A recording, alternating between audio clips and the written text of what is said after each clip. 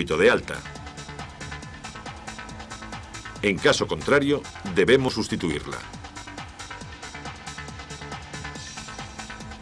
Si la válvula de expansión funciona correctamente, el problema se encuentra en las válvulas del compresor, por lo que procederemos a su desmontaje y sustitución. Otra avería que puede producirse en la válvula de expansión es que ésta se quede cerrada, y entonces la presión en el circuito de baja será inferior a la normal y en el circuito de alta será correcta, tendiendo a descender en determinados casos. Para su comprobación, calentaremos el bulbo sensor y si no se observa variación en las presiones, será indicio de que ésta se encuentra agarrotada. Por lo tanto, debemos sustituirla.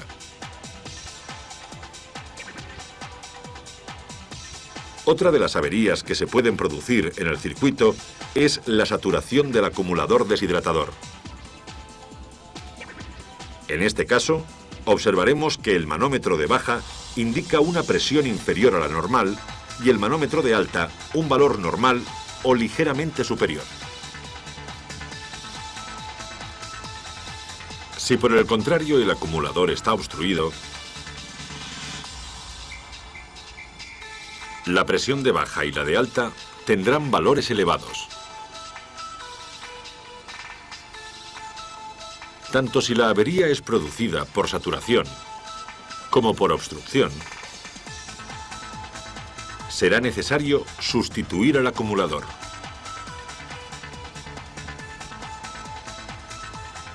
Un incorrecto funcionamiento del termostato también produce alteraciones en las presiones, ya que si éste no actúa, el corte del compresor no se produce, descendiendo la presión en el circuito de baja y aumentando en el de alta. En este caso, la temperatura en los aireadores sería excesivamente baja, pudiendo incluso llegar a la congelación del evaporador. También puede ocurrir que el termostato corte el funcionamiento del compresor antes de lo debido, consiguiendo temperaturas elevadas en los aireadores. En este caso, la presión en el circuito de baja tendrá un valor elevado y la presión en el circuito de alta un valor normal o ligeramente bajo. Otra avería que puede producirse es la falta de refrigeración en el condensador debido a una obstrucción o a un fallo en el funcionamiento del electroventilador. En este caso, la presión en el circuito de baja será normal o ligeramente alta, mientras que en el circuito de alta la presión aumentará excesivamente. También puede ocurrir que el embrague del compresor patine debido a una insuficiente alimentación eléctrica, no creándose la fuerza de atracción necesaria para poder arrastrar los órganos internos del compresor. Este efecto produce la elevación de la presión en el circuito de baja, mientras que en el circuito de alta será de un valor relativamente bajo.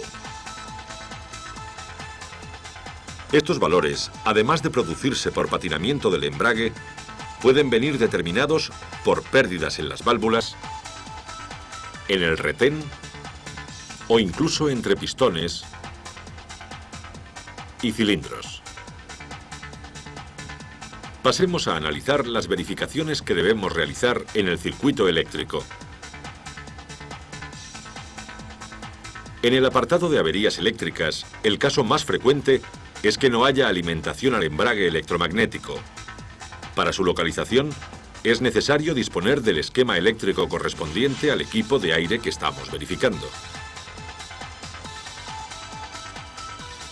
En el esquema podemos ver que al accionar el interruptor del aire acondicionado, se alimenta al termostato, el cual, dependiendo de su regulación, permitirá el paso de la eléctrica hacia el presostato o válvula trinaria. Si en el circuito existe la presión adecuada, este mantendrá los contactos cerrados, permitiendo el paso de la corriente hacia la conexión 86 del relé de alimentación del embrague. Al ser la conexión 85 una toma de masa, el relé se activará pasando la corriente al 87 para alimentar al embrague electromagnético del compresor. Para localizar la interrupción que impide el funcionamiento del compresor, empezaremos verificando la tensión de alimentación al embrague electromagnético. Ponemos el motor en marcha. Accionamos el interruptor de aire acondicionado. Y conectamos el voltímetro entre el cable de alimentación del embrague y masa. El valor de tensión obtenido debe ser igual al de la batería. Si existe tensión y las conexiones 30 y 87 son correctas, pero el embrague no actúa, deberemos sustituir el relé.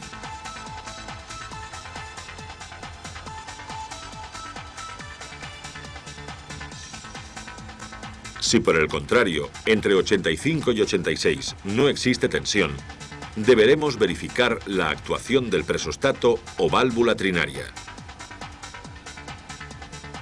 Si existe tensión en el cable de entrada y no existe en el de salida, es el propio presostato el que no cierra el circuito de activación del relé, por lo que deberemos sustituirlo.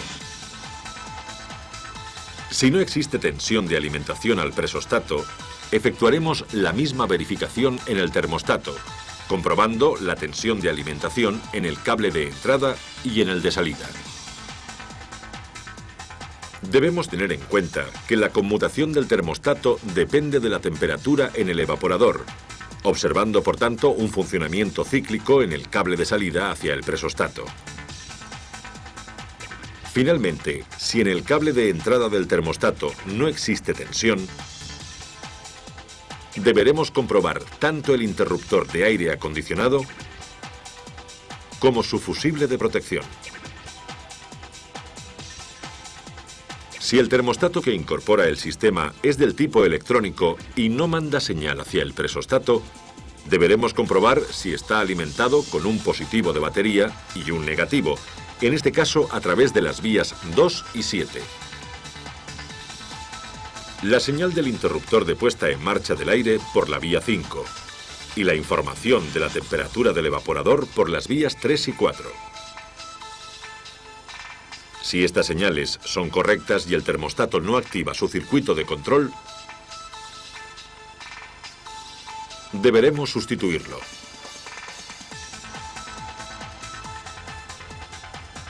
También puede ocurrir que exista alimentación eléctrica al embrague electromagnético y sin embargo este no actúe, bien porque el bobinado esté cortado o cortocircuitado.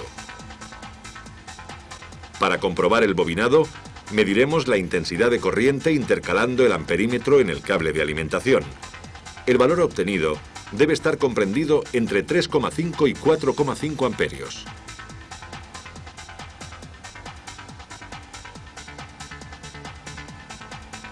Si la intensidad es superior, la bobina se encuentra cortocircuitada.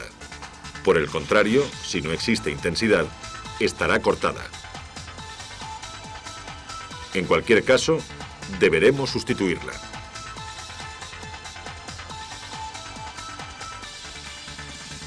Otra de las averías que se pueden producir es que el electroventilador del condensador no actúe. En este caso, realizaremos un puente entre los dos cables del conector del presostato que alimentan al relé del electroventilador. Si en ese instante se pone en marcha, el problema lo tenemos localizado en el presostato, el cual deberemos sustituir. Si por el contrario no actúa, comprobaremos la alimentación del interruptor al presostato, el relé o el propio electroventilador. Del mismo modo, puede ocurrir que el soplador del evaporador no actúe. Como vemos en el esquema, cuando accionamos el interruptor del aire, se activa el relé del soplador cerrando a masa el negativo del motor eléctrico. El positivo de alimentación es controlado por el selector de velocidades y la caja de resistencias. Comenzaremos verificando la tensión de alimentación al soplador. Si colocamos el voltímetro en su conector y no existe tensión, realizaremos un puente en el relé entre las vías 30 y 87. Si en ese instante hay alimentación, el problema lo tendremos localizado en el relé o en el interruptor. Si no existe tensión, verificaremos la alimentación que viene de la caja de resistencias reguladoras. Con el voltímetro conectado entre el cable de salida de alimentación y masa, deberemos observar un valor de tensión que dependerá de la velocidad seleccionada.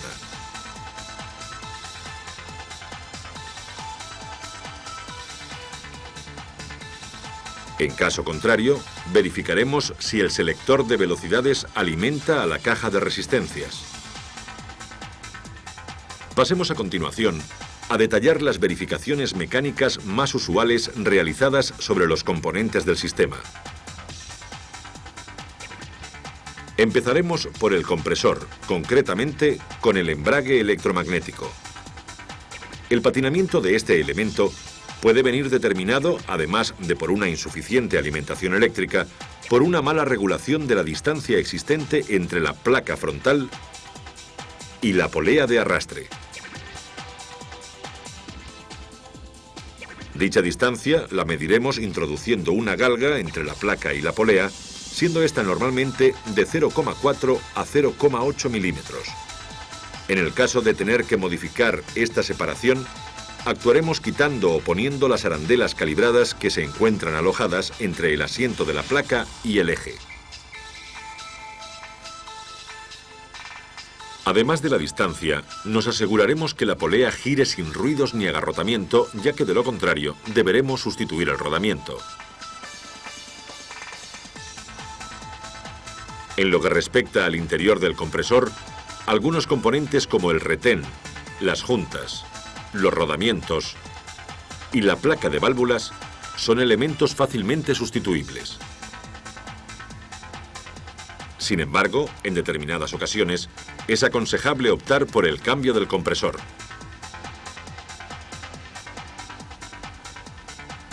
Después de una reparación en el compresor o haberse producido una fuga en el circuito, es necesaria la verificación o aporte de aceite al mismo. Esta operación la realizaremos teniendo en cuenta el ángulo de inclinación que recibe dicho compresor al montarlo sobre el vehículo. En función de este, el fabricante indicará la cantidad que deberemos agregar al compresor.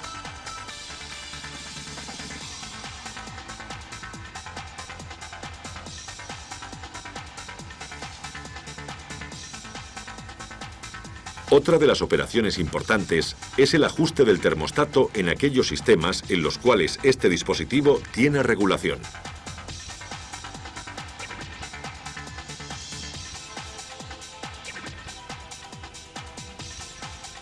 Para realizar esta operación, nos ayudaremos de un termómetro digital que colocaremos en los aireadores centrales del vehículo. Con la velocidad media del soplador seleccionada, el equipo conectado y el motor funcionando a unas 2000 revoluciones por minuto, debemos observar que la temperatura indicada por el termómetro no sea inferior a 2 grados, ya que con temperaturas más bajas se puede llegar a producir la congelación del evaporador. Para realizar esta operación, bastará con manipular el selector del termostato en uno u otro sentido de giro, según el valor reflejado por el termómetro, hasta alcanzar la temperatura adecuada.